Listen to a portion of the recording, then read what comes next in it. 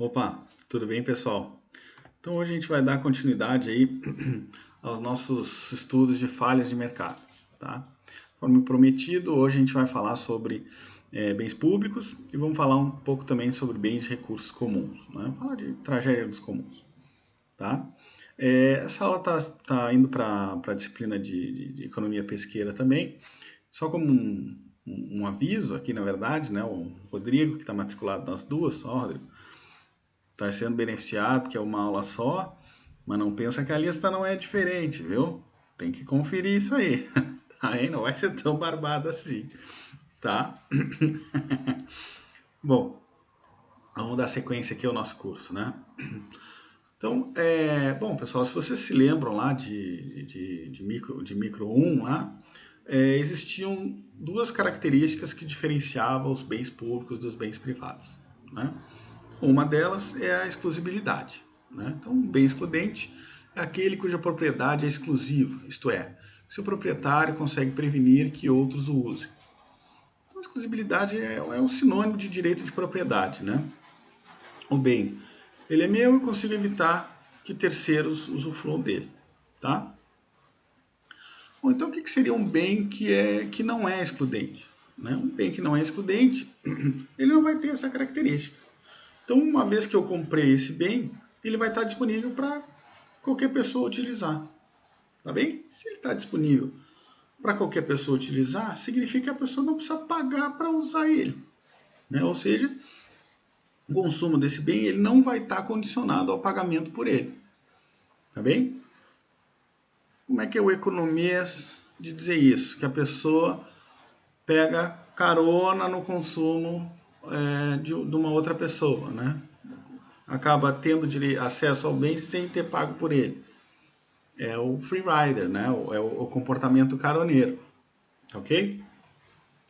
Então é o seguinte, pessoal, pensa agora pela lógica da firma, né? As pessoas, como elas têm acesso ao bem sem necessariamente pagar por ele, ou seja, de graça, né? Por que a pessoa vai pagar, né? Por que ela vai comprar aquele bem? Não tem incentivo nenhum a comprar o bem. Então a firma que está visando lá maximizar lucro, ela também não vai querer produzir. Por que eu vou produzir uma coisa que as pessoas não querem comprar? Na verdade, basta ter um só. Não é verdade? Então o que vai acontecer? Eu vou ter alocações de mercado que são ineficientes. Tá? Ou melhor dizendo aqui, em suboferta. Né? As firmas, como as pessoas não vão estar dispostas a comprar, elas não vão estar dispostas a produzir. Em outras palavras, lá voltando para a nossa primeira aula, eu tenho que o benefício marginal social não vai ser igual ao custo marginal privado. O custo marginal é o preço. As pessoas não estão dispostas a pagar o preço, né, do preço do bem. Então, para que a empresa, a firma vai produzir? Eu vou acabar tendo alocações ineficientes. Tá ok? O fato de um bem ser não excludente é uma dos pontos centrais para eu gerar alocações ineficientes no sentido de Pareto. Tá tranquilo? Bom, outra característica é a rivalidade. Né? Um bem é dito rival quando o seu uso, o seu consumo, impede ou limita a quantidade consumida por outro. Então, bem rival é aquela ideia do que é meu, o que é teu. Se eu tenho lá o meu sorvete, né? Se vocês comerem o meu sorvete, tem menos sorvete para mim. O sorvete é um bem rival. E acredita em mim, vocês não vão querer comer do meu sorvete. Tá aí? Estamos entendidos disso aí, pelo menos? Bom, então, quando um bem é não rival, significa o quê? Que todas as pessoas podem consumir esse bem e ele não se exaure. Ou seja, ele não é escasso. Tá tranquilo? E quando um bem não é escasso, qual é o custo de eu ter mais uma pessoa consumindo esse bem? O custo é zero, né? Então, eu adicionar uma pessoa a mais, o custo é zero, não tem escassez. Tá tranquilo? Se o custo marginal é zero, lembra lá, alocação eficiente, eu tenho preço igual ao custo marginal. Não é verdade? Então, se a firma lá cobrar um preço positivo, eu estou gerando ineficiência de mercado. Tá tranquilo? Porque a alocação eficiente seria o preço zero. Então, eu vou ter subconsumo com preço positivo. Tá bem isso, pessoal? Então, o fato de bens não rivais não serem escassos faz com que eu tenha também alocações ineficientes no sentido de Pareto. Tá bem? Então, tá chovendo aqui bastante, espero que não esteja atrapalhando. Tá? Então, existem poucos bens que são puramente não rivais. É só uma observação, né? Muitos apresentam a característica de congestionamento. Então, um exemplo clássico aqui é essa Avenida Itália aí que liga o cassino ao centro de Rio Grande. Então, um horário normal, que não seja de pico, pode livremente lá entrar na Avenida Itália e ir para a FURG assistir a aula do professor Tio. Garanto que vocês estão com saudade, né? Só que experimenta ir ali a 1h30, um pouco antes das 2 horas. Vê se não está totalmente congestionado. Vê se o fato dos carros que estão ali não impede que vocês acessem a Avenida Itália. Não é verdade?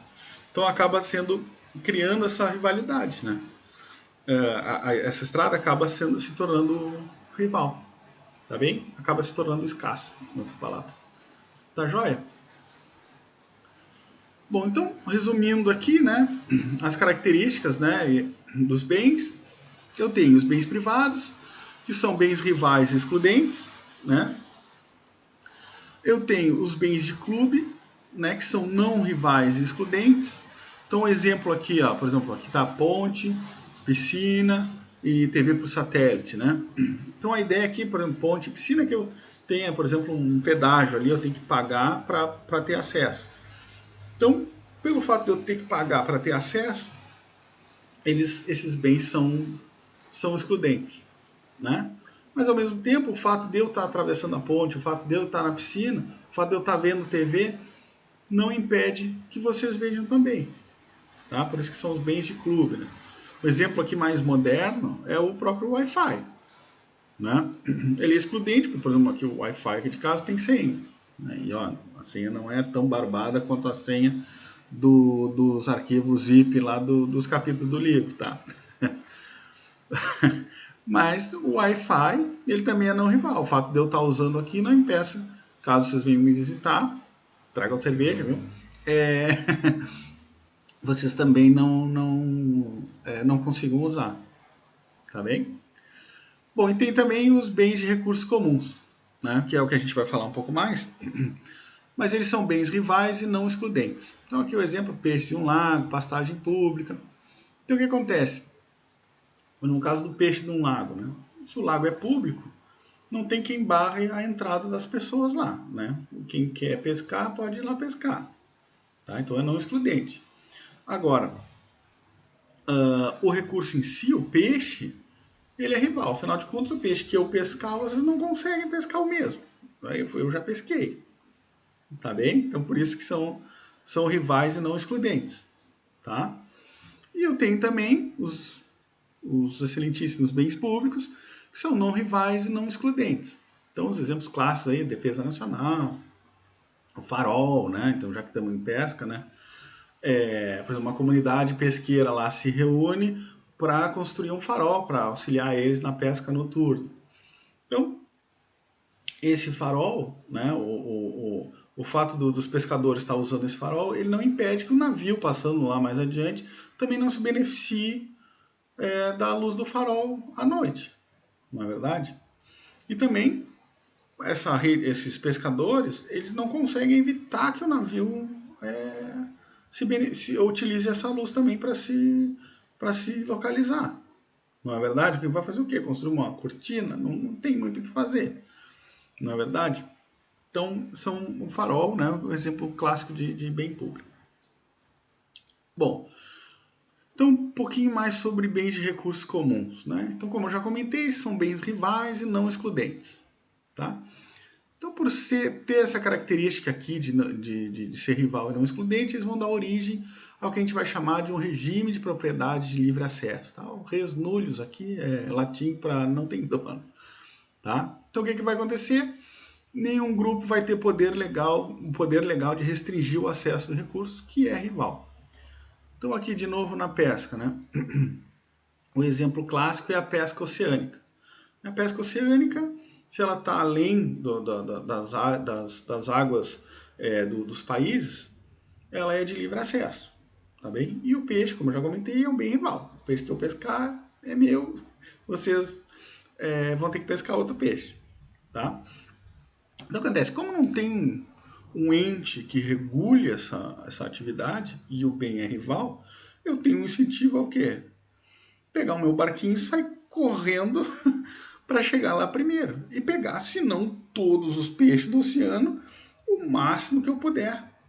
Não é verdade? Porque assim eu me beneficio e azar do que chegar segundo. Entendeu? Se eu parar para pensar e dizer, ah, não, esse peixe aqui eu vou deixar para ser mais pesca sustentável e tudo mais. Cara, o segundo lugar, o barquinho chegar em segundo, poxa, é isso aqui que tem, é isso aqui que eu vou pegar, porque eu não vou deixar de graça lá pro terceiro. Tá me entendendo? Então, o que acontece? Num regime de propriedade de livre acesso, eu tenho, na verdade, um incentivo, né, que é o que está escrito aqui, né, o princípio do que quem chega primeiro se serve primeiro. Eu tenho o incentivo de chegar lá o mais rápido possível e explorar, pegar o recurso máximo que eu puder. Tá bem? Já induz a uma exploração do recurso completamente não sustentável. Tá bem? Então, é essa falta de sustentabilidade aí, né, essa sobreexploração, como está escrito aqui, é o que vai gerar o que a gente chama de tragédia dos comuns. Tá? Agora a gente vai falar um pouco mais de rigor sobre o que é a tragédia dos comuns. Então vamos lá, pessoal. Um exemplinho aqui. Eu tenho essa minha função f aqui, que é o valor da quantidade de peixes capturados se houverem b barcos pescando. Tá? Então, na verdade, aqui essa função f, ela dá a receita que cada barquinho aqui, né, cada b barco, consegue extrair aqui, vamos dizer que seja um lago de peixes. Tá? Então aqui eu tenho a receita e aqui eu tenho a minha função custo. Tá? Minha função custo tem esse custo unitário aqui, A, para cada barquinho B. Tá tranquilo? Se a gente passar para olhar aqui nesse gráfico aqui de cima, eu tenho a minha receita, né? A minha receita tem esse formato aqui, e o meu custo tem essa inclinação, que é exatamente A, né? A inclinação, essa reta aqui com a inclinação A, tá? Aqui a minha curva de receita, o que está acontecendo? Conforme eu vou adicionando barcos aqui, ó, eu vou obtendo cada vez mais receita, só claro, a uma taxa decrescente, tá? Até que eu vou chegar num ponto aqui em cima, onde o que está acontecendo? Eu estou chegando meio que no limite do meu laguinho lá, né? O limite da minha quantidade de recursos, lá de quantidade de peixes. A partir do ponto aqui de máximo, né? Pô, peraí que sumiu a coisa. A partir desse ponto de máximo aqui, o que vai acontecer? Quanto mais barcos eu for adicionando, menor vai diminuindo a capacidade de receita de cada barco. Tá tranquilo isso aí? Então, vamos lá. Se eu tenho direito de propriedade bem definido, né, o que significa ter direito de propriedade bem definido? Bom, aí eu vou buscar o máximo da eficiência, lá, aula número 1, né? Vou buscar, tenho todos os incentivos para buscar o máximo da eficiência. Então, o que eu vou fazer? Eu vou maximizar lucro. Para maximizar lucro, eu tenho a minha receita menos o meu custo. Tá bem? Se eu derivar em relação à quantidade de barcos aqui, eu vou ter o quê? A derivada da função receita, que eu chamo de receita marginal, vai ser igual ao meu custo marginal, né? A derivada da função custo. Tá? Esse é o meu ponto de eficiência aqui. Tá? Pois bem, aí para a gente interpretar esse resultado aqui, né, a gente precisa lembrar de que o que é a derivada de uma função, né? Então, a derivada de uma função nada mais é do que a inclinação dessa função, tá? E o que eu estou dizendo com receita marginal igual a custo marginal, em termos gráficos, é que, olha, a inclinação, no ponto de maximização de lucro, a inclinação da minha função de receita tem que ser igual à inclinação da minha função de custos, tá bem? Em outras palavras, Aqui, essa aqui seriam os pontos onde a inclinação são iguais. Ou seja, se eu traçar uma reta aqui, ó, bem nesse ponto, ela vai ser exatamente paralela à minha reta de custos. Tá bem?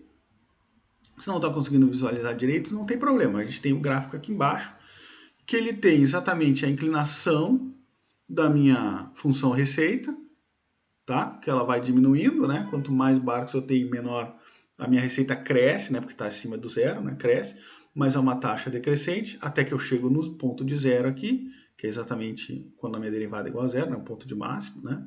E a partir daqui, a minha receita marginal passa a ser decrescente, tá bem? Passa a ser decrescente aqui.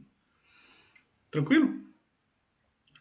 E aqui, claro, eu tenho a inclinação da minha função custo, que é constante, né? É exatamente o A.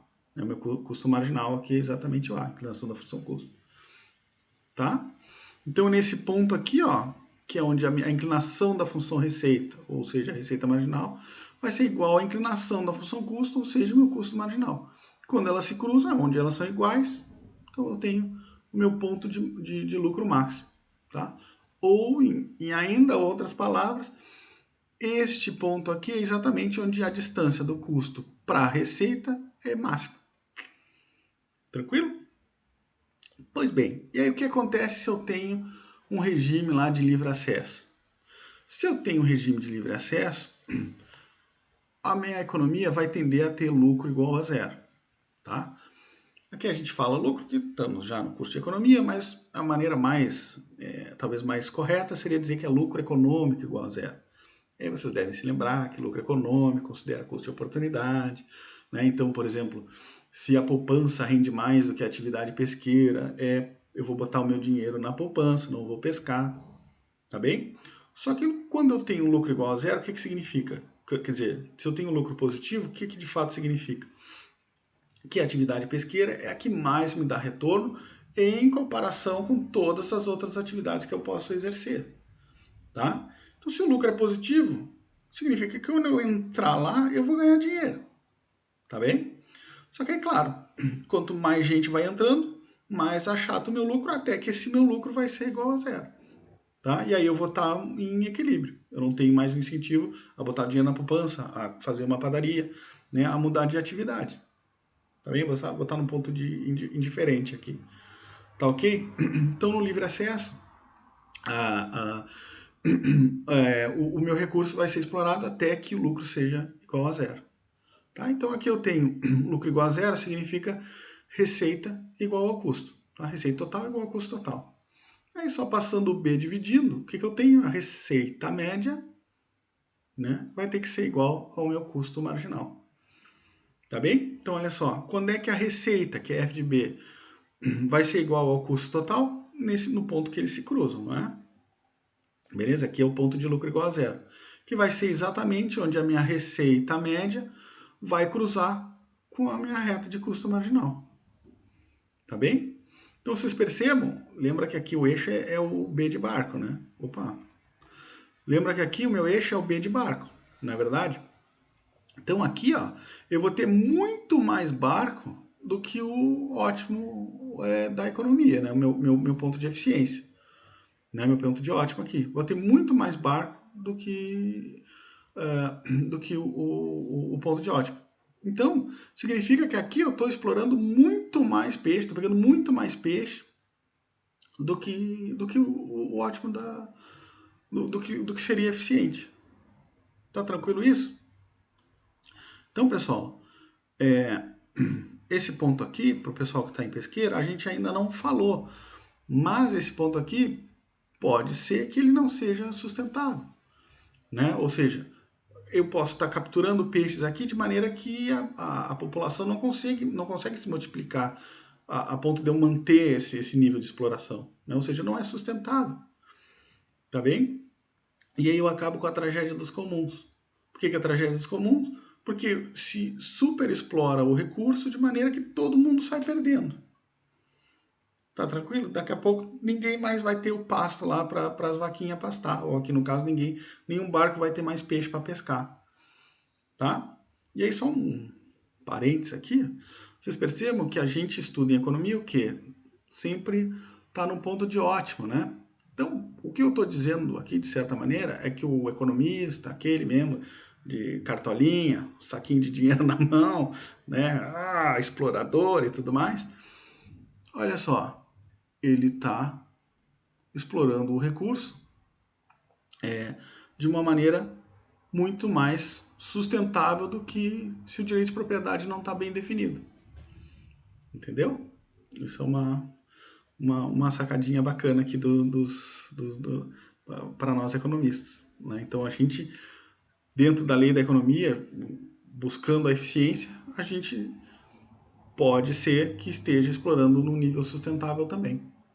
Tranquilo isso? Beleza, então. Bom, e agora vamos falar um pouco mais sobre bens públicos. Né? Como eu já adiantei, bens públicos, né, são bens cujo consumo não limita a quantidade do consumo por outros, ou seja, são bens não rivais, e também que é impossível, muito custoso, excluir que outras pessoas também consumam bem, ou seja, são bens não rivais e não excludentes. Tá tranquilo? Exemplos clássicos: defesa nacional, fogo de artifício, né? Serviços ecossistêmicos, tá? Então aqui só uma observação, na verdade, né? A gente pode pensar no bem público como bens que possuem uma grande externalidade positiva. Então lá, fogos de artifício, a gente vai entrar um exemplo mais bacaninha sobre fogo de artifício daqui a pouco. Né?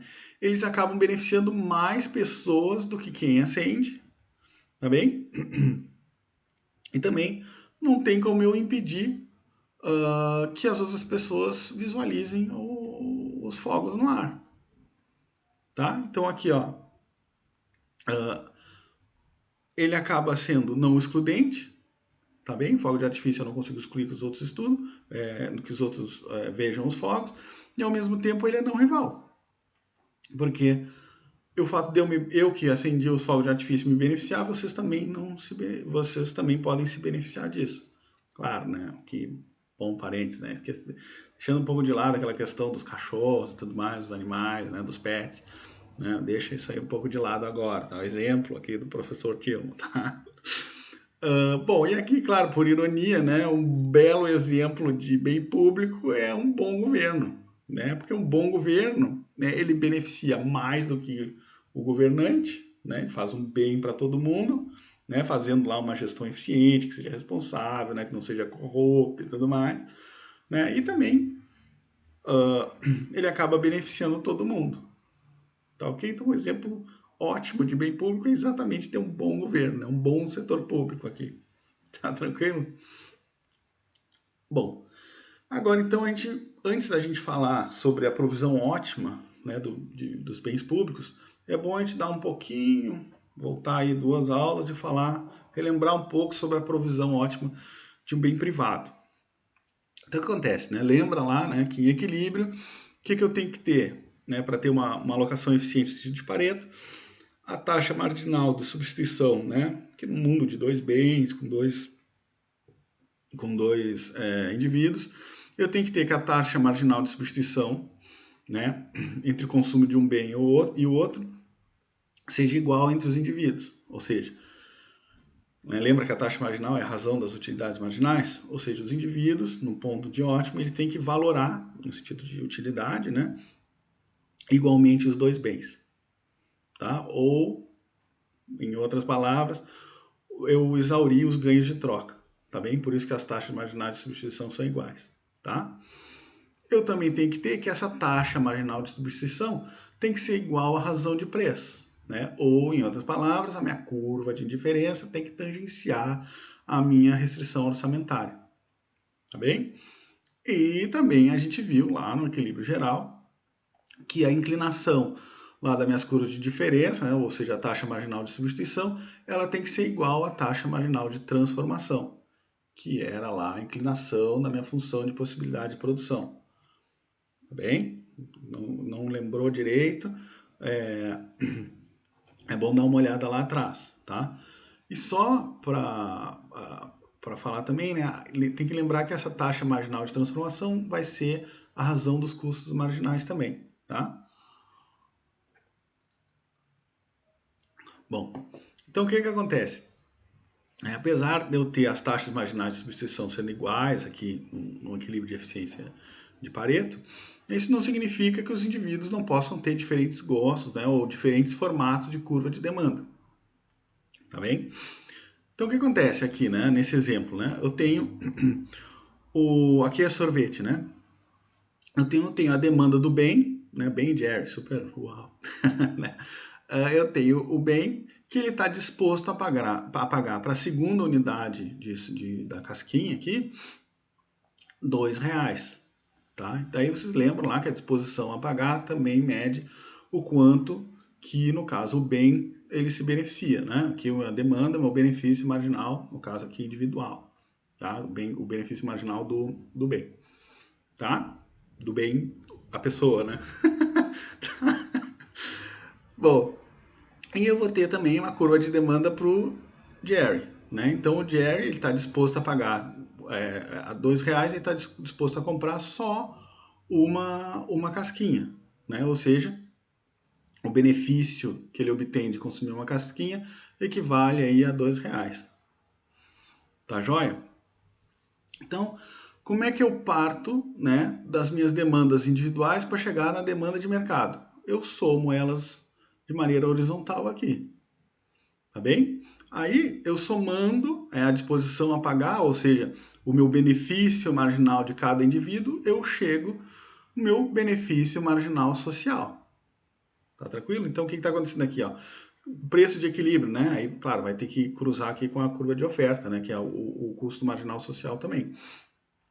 Quando o preço de equilíbrio é 2, na minha economia aqui com esses dois indivíduos, eu vou ter o bem consumindo 2 unidades e o Jerry consumindo uma só. Tá? Então, a demanda de mercado, meu equilíbrio de mercado, melhor dizendo, eu vou ter 3 unidades consumidas ao preço de R$ 2. Tá? E aí, de novo, eu tenho que equilíbrio, o benefício marginal social tem que ser igual ao custo marginal social. Tá bem, pessoal? Tá tranquilo isso aí? Não sei se eu tô indo um pouco rápido demais. Qualquer coisa vocês me avisem depois, tá? Bom, e aí como é que funciona então no caso do bem público? Né? Bom, um bem público, de novo, ele é não excludente e não rival. Então, em função dessas características, a quantidade de bens públicos que tiver na economia, ele vai ter que ser consumido por todo mundo. Tá bem? Todo mundo vai ter que consumir essa mesma quantidade do bem. Tá tranquilo? Aí o que acontece? Claro, não é porque todo mundo tem que consumir a mesma quantidade que todo mundo vai se beneficiar, ou vai demandar, ou vai estar disposto a pagar a mesma quantidade por essa quantia. Tá tranquilo? Ou seja, eu vou ter formatos da curva de demanda diferentes. Então, aqui no caso do bem público, aqui no caso é mísseis, né? Defesa Nacional. O benefício a demanda do bem, né, vai ser o quê? A R$ 2 ele está disposto a comprar um míssil só. Agora, se é R$ 1, ele está disposto a pagar 5. Tá bem? No caso do Jerry, ele está disposto a pagar pela primeira unidade de míssil R$ 4. Mas lá na quinta, ele está disposto a pagar R$ 2. Tá bem? Então, a minha demanda de mercado agora, né, como o bem vai estar disponível para todas as pessoas, ou seja, todas as pessoas vão ter que consumir a mesma quantidade do bem, eu, ao invés de somar horizontalmente, como estava antes, eu somo verticalmente. Tá? Então, olha lá. Para um míssil, a minha sociedade está disposta a pagar 4 o Jerry paga e 2 paga o bem. Então, para um míssil, a sociedade está disposta a pagar 6 pila, ou ela se beneficia, né, o meu benefício marginal social, né, é equivalente a R$ 6. Tá bem? A disposição a pagar da sociedade para a humanidade é R$ 6. Tá? E claro, eu tenho que contrapor esse meu benefício social pelo meu custo marginal social, minha oferta. Né? Então, em equilíbrio aqui nesse caso, eu vou ter 5 mísseis, né, a quantidade de 5 mísseis, que vai ser paga pela sociedade um total de R$ 3. R$ 2 vão ser pagos pelo Jerry e R$ 1 vai ser pago pelo bem. Tá? Então, qual é a lógica aqui? porque todos têm que consumir a mesma quantidade de bem, né? O bem público são não rivais e não excludentes. Eu vou somar as demandas de maneira vertical, tá bem? Para chegar no meu benefício marginal, eu somo elas verticalmente, tá? Vamos tratar disso aqui com um pouquinho mais de detalhe, tá bem? Vamos lá. Caso geral, então, da provisão ótima de um bem público. Tá? Então, aqui numa economia, eu tenho dois indivíduos, né, que eles podem consumir um bem privado, que é o bem X, e um bem público, que é dado por esse G aqui. Tá? G perfeitamente divisível. Vamos considerar que o preço do bem privado é 1, né, para facilitar nossas contas, e que o custo, né, de prover o bem público é dado pela função custo C aqui. Tá? Então, o que acontece? Bom, para eu ter uma alocação eficiente no sentido de Pareto, o que é uma alocação eficiente no sentido de Pareto? Andrew, é a situação em que eu não consigo melhorar uma pessoa sem piorar a outra, não é verdade? Tranquilo. Então, para eu chegar numa alocação eficiente no sentido de Pareto, eu preciso ver, né, o quanto que o indivíduo 1, qual é o máximo de utilidade que o indivíduo 1 pode chegar, considerando que o indivíduo 2 está constante. Tá bem? O meu problema de maximização aqui é exatamente encontrar uma alocação eficiente de Pareto. Então, o que eu estou dizendo? Eu quero saber qual é o máximo de utilidade que o indivíduo 1 pode chegar, dado a utilidade do indivíduo 2, né, que é essa primeira restrição aqui, né, que vai estar constante em algum ponto. Tá bem? Porque nesse ponto aqui eu não tenho para eu melhorar o 1 só se eu baixar o 2. Tá bem? Então eu vou ter uma alocação eficiente de Pareto aqui, tá? E, claro, a segunda restrição orçamentária, cadê minha flechinha? Tá aqui. O que significa? Olha, a quantidade de bem privado que meus indivíduos consomem e a quantidade, o custo aqui do bem público, ele tem que estar dentro da minha caixa de Edgeworth, tá? Esse W1 aqui, na verdade acho que é um ômega isso aqui, né? Ele vai dar, são as minhas dotações iniciais, tá bem? Vai dar o tamanho da caixa. Então, em equilíbrio, eu tenho que ter uma alocação eficiente de Pareto, mas restrito para essa alocação tá dentro da minha caixa. Tá bem? O tamanho da caixa é dado pelas alocações iniciais. Lembram lá? Vamos seguir. Agora, daqui para cá, daqui para o próximo slide, é só o problema de maximização. Tá? Então, eu ponho aqui no Lagrangiano, maximizar a utilidade do carinha 1, sujeito lá, o carinha 2 está constante, e sujeito a estar dentro da caixa. Tá? Bom, aí eu tenho aqui minhas condições de primeira ordem, né? Derivei em relação a x1, derivei em relação a x2, derivei em relação à quantidade do bem público. Aí eu tenho aqui, então, a utilidade marginal para o carinha 1 do bem privado é mi, né? Enfim, aqui é matematiquês, tá? O que acontece? Eu tenho essa minha terceira condição de primeira ordem aqui, né? Que é essa daqui toda, né? O que acontece? Matematiqueza aqui, né? Se eu dividir por mi, o que eu vou ter aqui, tá?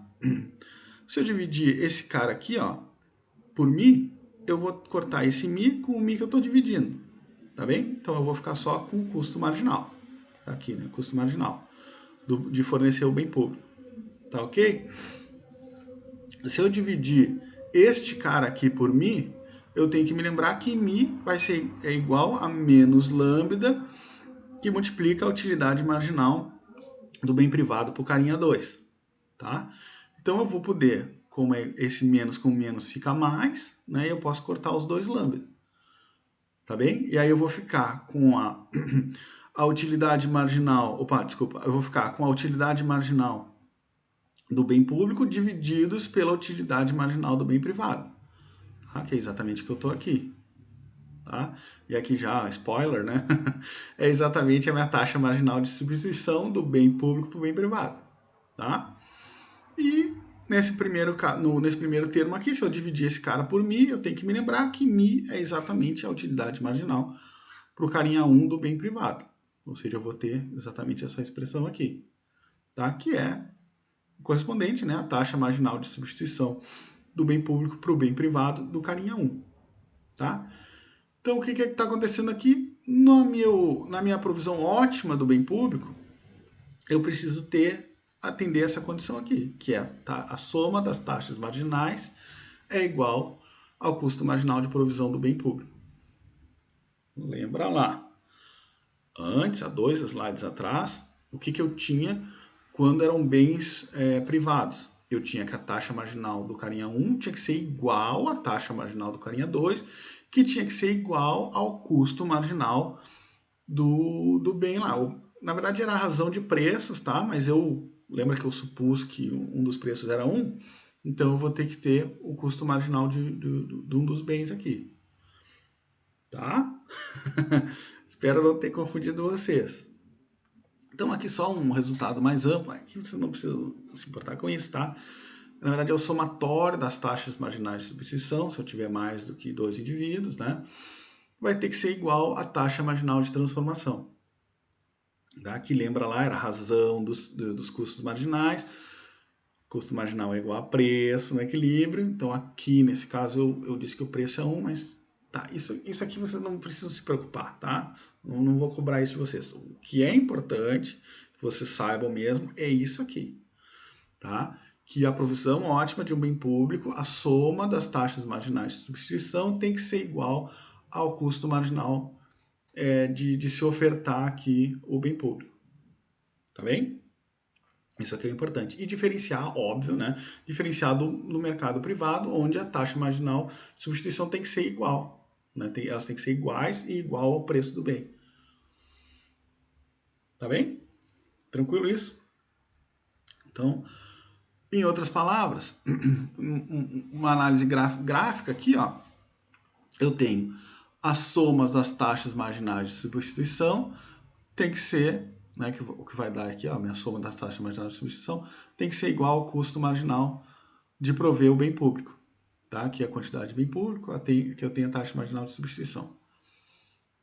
Uma coisa, é exatamente o mesmo gráfico lá que eu falei que tinha que somar horizontalmente. É exatamente a mesma coisa, só que aqui está junto. Tá? Aí vocês percebam uma coisa. Aqui eu estou num mundo que eu só tenho 2 bens, né? O bem privado e o bem público. Então, a minha taxa marginal de substituição mede exatamente quanto que eu troco um bem pelo outro. Não é verdade? Então, se eu estou só com 2 bens, isso vai ser exatamente a minha disposição a pagar pelo bem. Não é verdade? Eu estou substituindo um pelo outro. É exatamente a minha disposição a pagar, que é a minha curva de demanda. Então, para um bem público, para a solução ótima do bem público, eu tenho que somar as demandas. Eu tenho uma demanda de mercado aqui que ter que ser igual, claro, ao custo marginal de produção do bem público, que é a minha oferta. Tá tranquilo isso? Tá bem isso. A lógica é a mesma, só que aqui nós estamos um pouquinho diferente. Estamos falando em termos de taxa marginal de substituição. Tá joia isso, pessoal? Estamos entendidos? Posso dar sequência? Bom, então, pessoal, a gente acabou de derivar a condição de provisão ótima social do meu bem público, tá? Então, agora a gente se pergunta o seguinte: bom, será que o mercado consegue atingir esse critério? Será que o mercado, né, ou melhor, a provisão privada, ela consegue atingir esse critério de provisão ótima, né, socialmente ótima? Bom, para a gente analisar isso, a gente vai usar um exemplinho aqui, tá? Então, olha lá, nós temos 2 indivíduos, né, com função de utilidade idêntica, definidos aí para um bem privado X, no caso a cookies aqui, e um bem público F, que é fogo de artifício. Aí, claro, a quantidade que cada um dos indivíduos vai prover de bem público, né, CFI, vai ser tal, né, que o meu F vai ser igual à provisão do bem do carinha 1 mais a provisão do carinha 2. Tá? Então aqui eu tenho a minha função de utilidade, né, que é idêntica para os dois, né, 2 log de x1 mais log de f1 mais f2. Tá? Parênteses aqui, para o pessoal que está interessado em fazer Ampeg. Que tipo de função é essa aqui? Isso aqui é uma Cobb-Douglas, será? O que é uma transformação monotônica? né, de uma função de utilidade. O que isso significa? Fecha parênteses. Tá? Então a gente tem aqui a utilidade dos indivíduos, que são iguais, e a restrição orçamentária, né, que também é igual para os dois carinhos. Né? Então a quantidade de consumida do bem privado mais a quantidade que ele contribui de bem público tem que ser igual à sua renda, né? 100 para cada um. Então, no caso do indivíduo 1, né, ele vai escolher a quantidade que ele vai prover lá de bem público a fim de maximizar a sua utilidade. Tá? Aqui, só para evitar lá os lagrangianos e tudo mais, eu posso simplesmente isolar o x1, aqui no caso, passar o f1 para o outro lado do igual, tá? Que é exatamente o que foi feito aqui, mais o log de f, né? Da quantidade de bem público. Então, condição de primeira ordem, derivada da utilidade em relação a f1.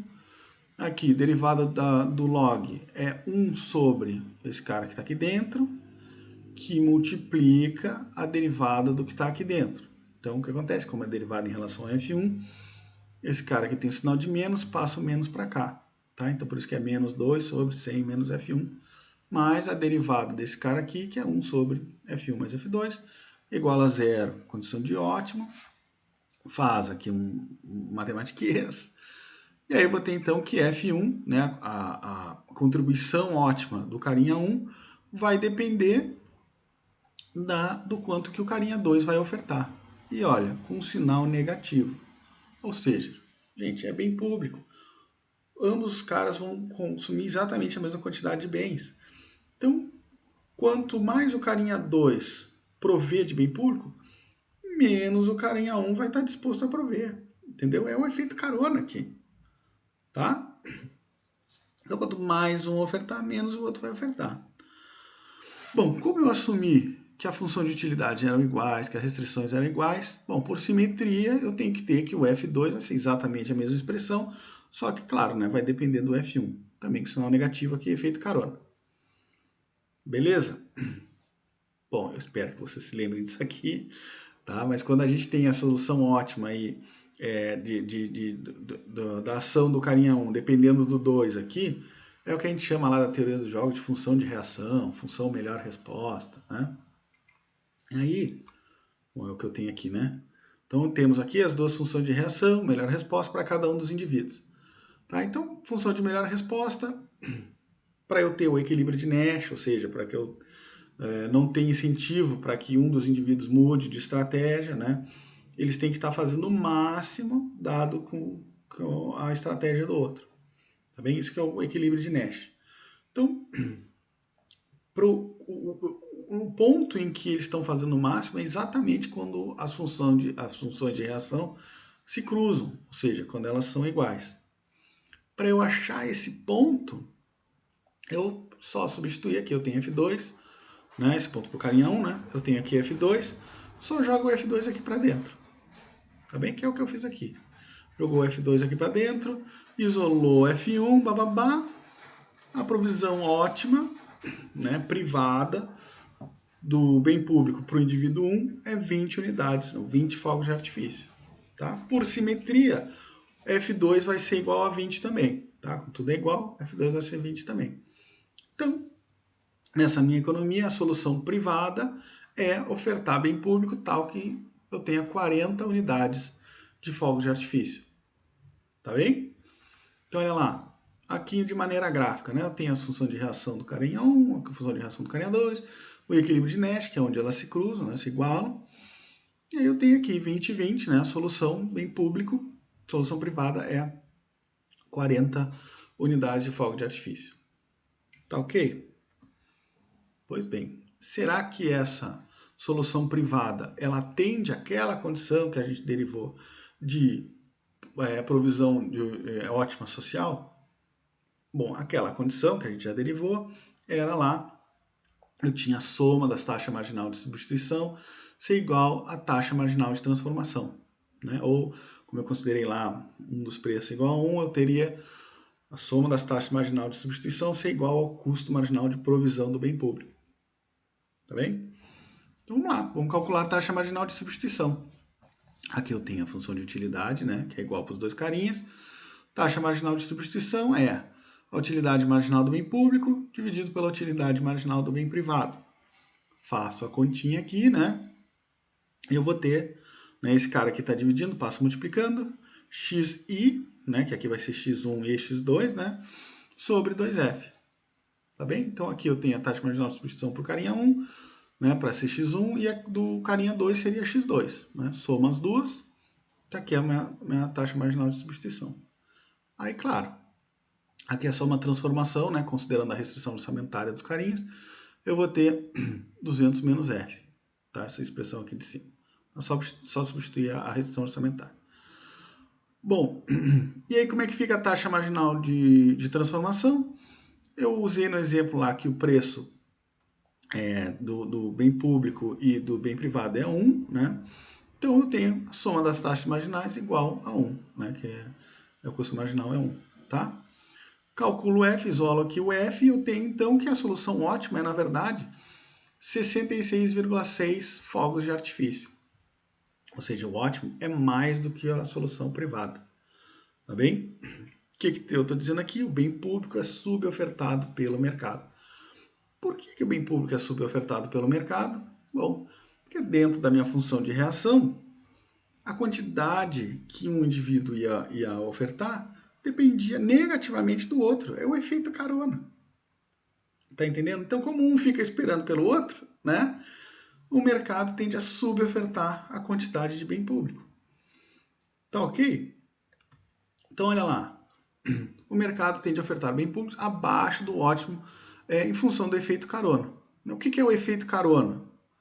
Bom, quando o investimento possui custo pessoal e benefício social, os indivíduos subinvestem. Mas bem, né? Se eu arco um custo e vejo que está todo mundo se beneficiando, opa, como assim? Quem quer rir tem que fazer rir.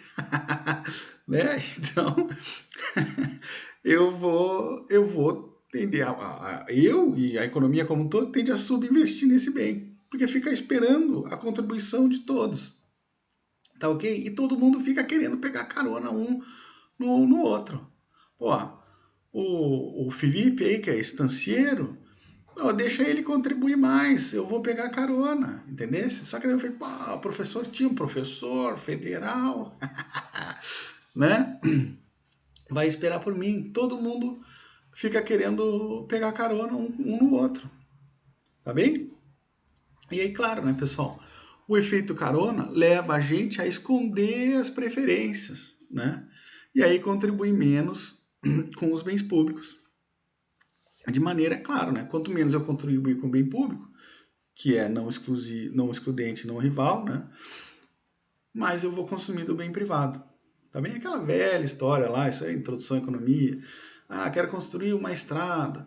Pergunta um em um, quanto é que tu daria para construir a estrada? 100 reais, 200 reais, 50 reais. Mas daí chega na hora do vamos ver, todo mundo fica, mas, pô, isso me beneficia, mas, pô, o Tilman tem mais grana, o Felipe é estancieiro, a Michelle aí tá louca, dona de Rio Grande, né? Então, quer dizer, o efeito carona, ele leva o mercado a ofertar bens públicos, a prover bens públicos de maneira subótima, né? É abaixo da quantidade socialmente ótima, em função do efeito carona, tá bem? Então o que acontece? Eu gero aí uma ineficiência do meu equilíbrio de mercado, tá tranquilo? Então se eu gero ineficiência, se eu gero ineficiência, o que acontece? Eu estou abrindo mão para que haja uma intervenção governamental.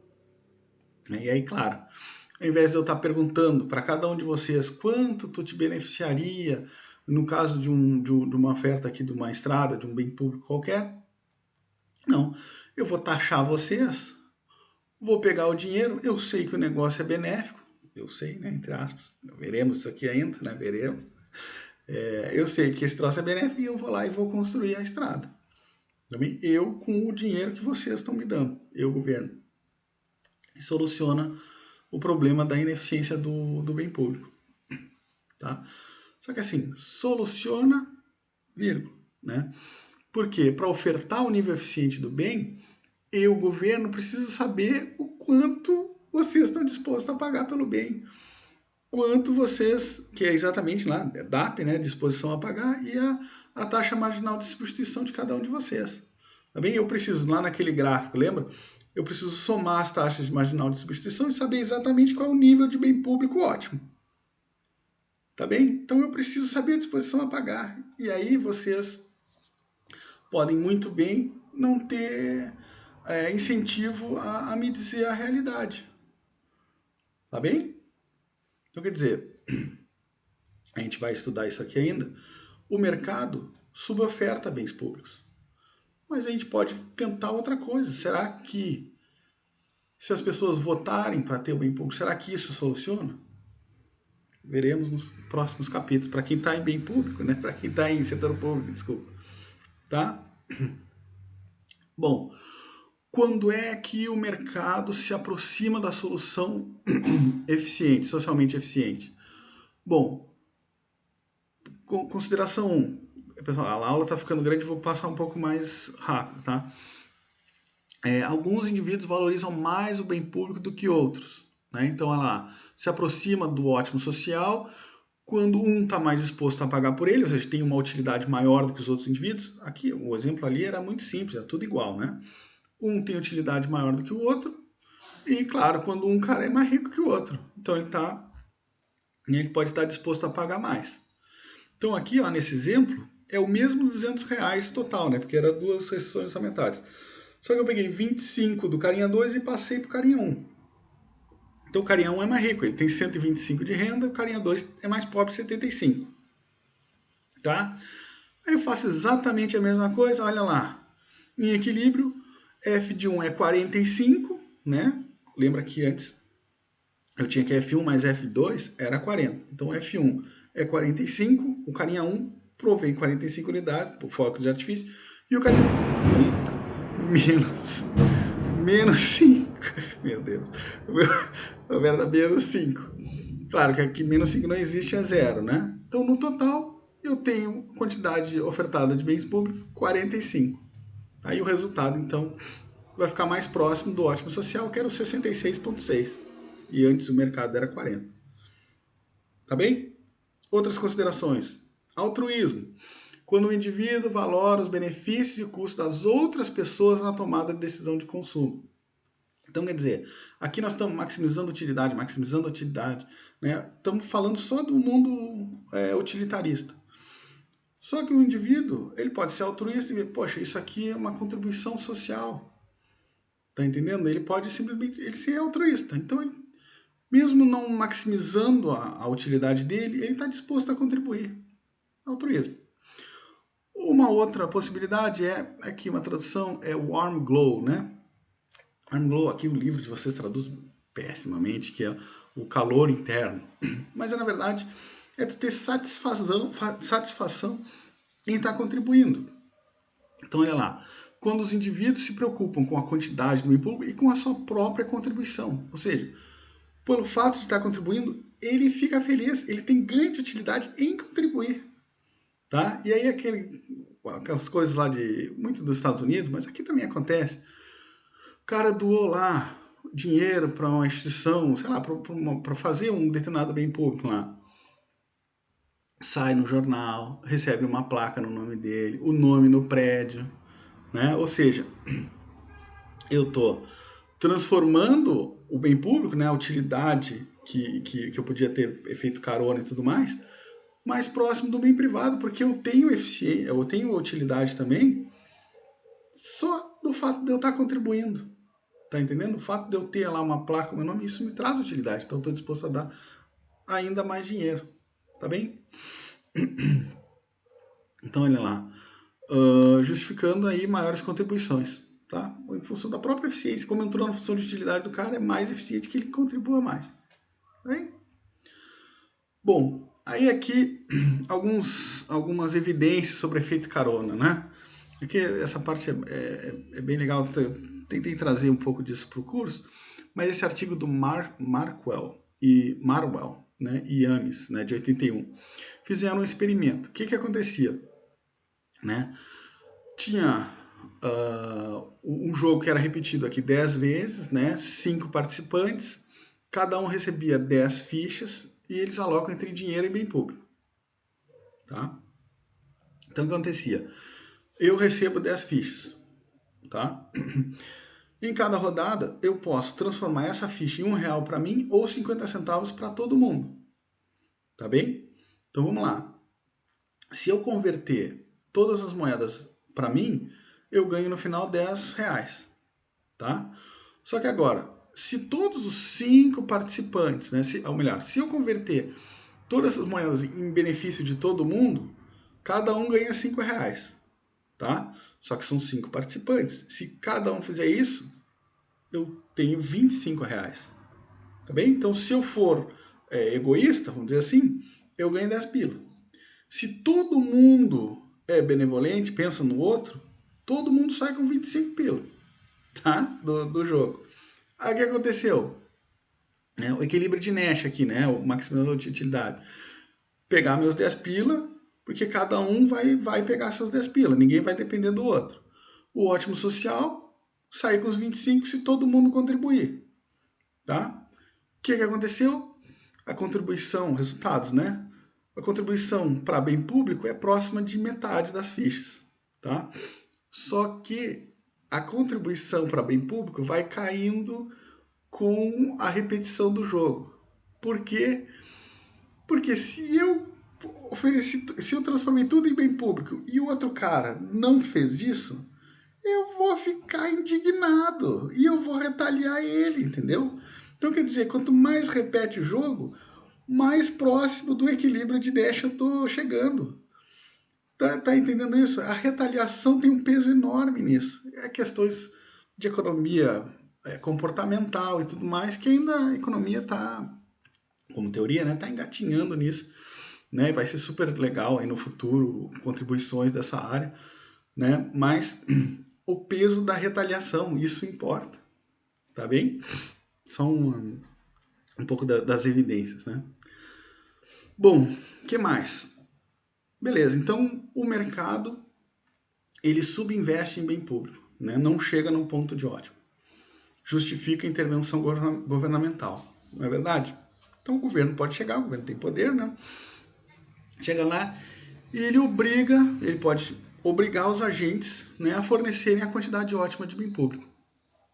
Quais são os problemas que o governo enfrenta? Bom, mensurar os custos e benefícios dos bens públicos, né? Então, olha lá, como é que eu vou medir a disposição a pagar? Como é que eu vou medir os benefícios da sociedade, né, para a construção desse determinado bem público? Isso tudo a gente vai ver aos pouquinhos. Isso aqui é a pedra fundamental do nosso curso, tá? Então, os custos de uma determinada obra lá são contábeis tranquilo, mas e o de oportunidade?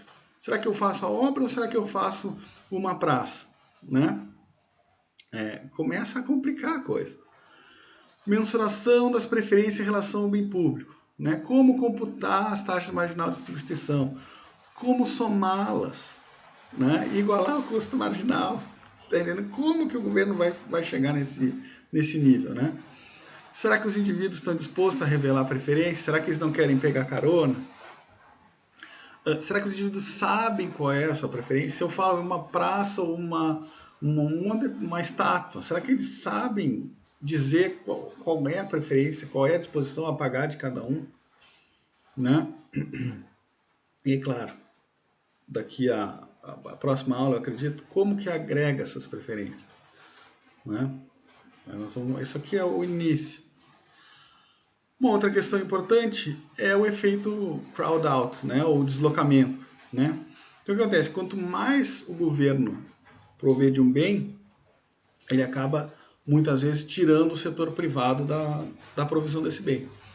Então pegando no nosso exemplo aqui, ó, lá o bem público, né, fogo de artifício. Então, no nosso exemplo, tinha 40 unidades, né, o mercado ofertava 40 unidades. Faltou para o socialmente ótimo 26,6. Tá? Então o governo pode pegar e dizer, olha, indivíduo 1, tu vai ter que contribuir obrigatoriamente com 13,30. E o indivíduo 2 também, com 13,30. Então como é que fica? Minha utilidade é a mesma coisa, Só que bem público é o quanto que o indivíduo 1 vai contribuir, o quanto o indivíduo 2 vai contribuir, e o 26,6 aqui, que é o que o governo impôs. Tá bem? Restrição orçamentária, a mesma coisa, só que menos a contribuição aqui de cada um.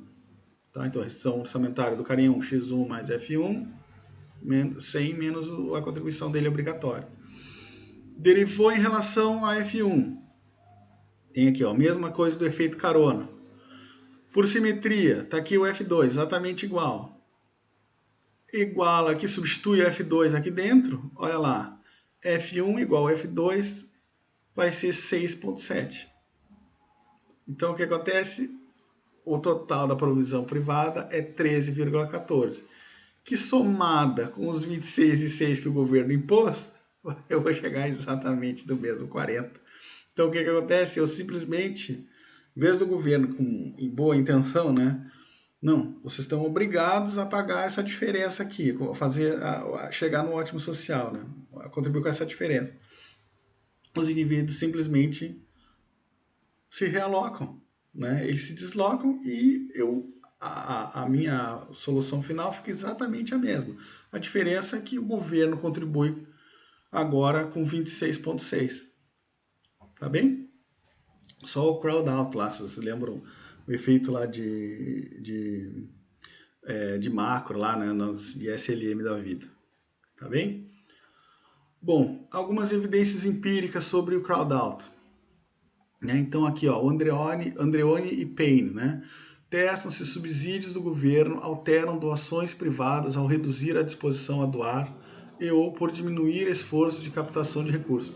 Então é o seguinte, os caras pegaram ONGs, né, organizações sem fim lucrativo, e foram ver se doações governamentais, ou seja, subsídios governamentais alteravam o quanto que o setor privado contribuía com essas ONGs, tá?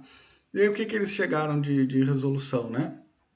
Eles viram que sim, o governo, ao ter subsídio do governo nas ONGs, tem um efeito de deslocamento sobre a contribuição privada nas ONGs.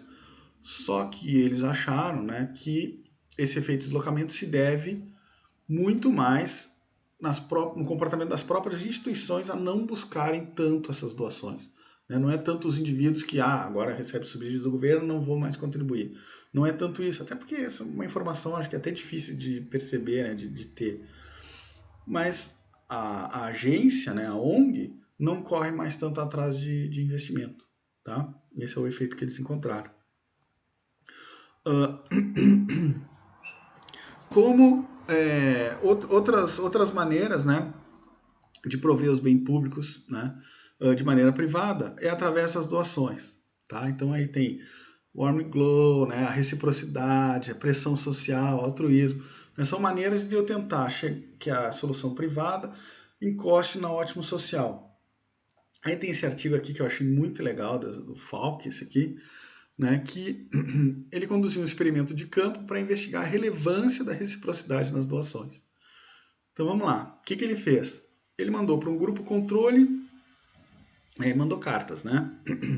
Então, 1/3 dessas cartas, né, não continham nenhum presente, era só um pedido, né, doe para aqui crianças de rua em Bangladesh. Doe para as crianças de rua em Bangladesh.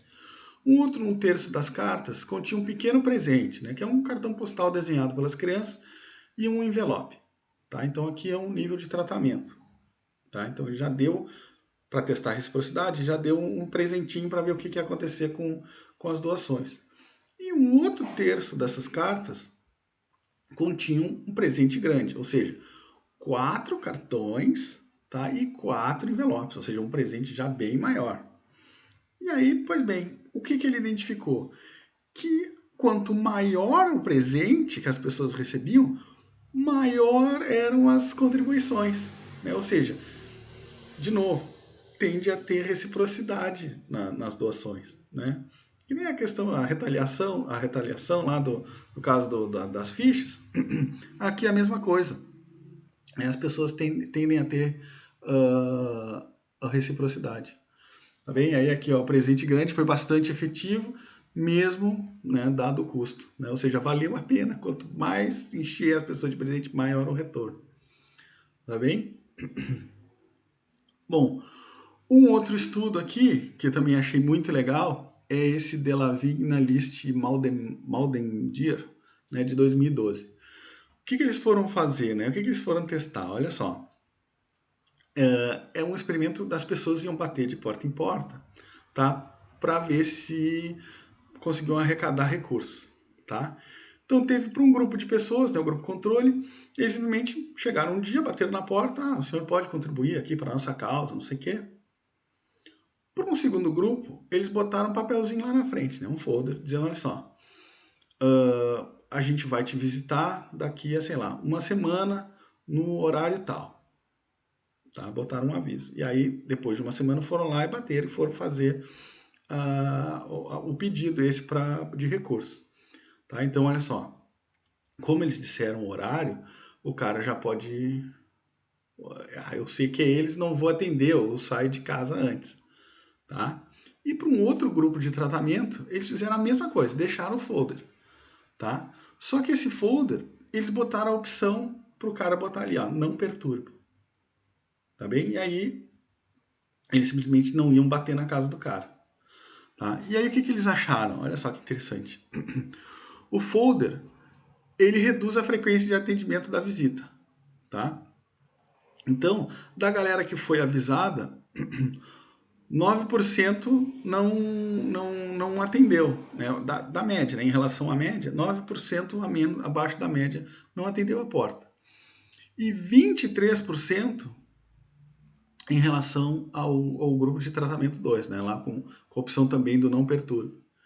O folder simples, ele não reduz as doações.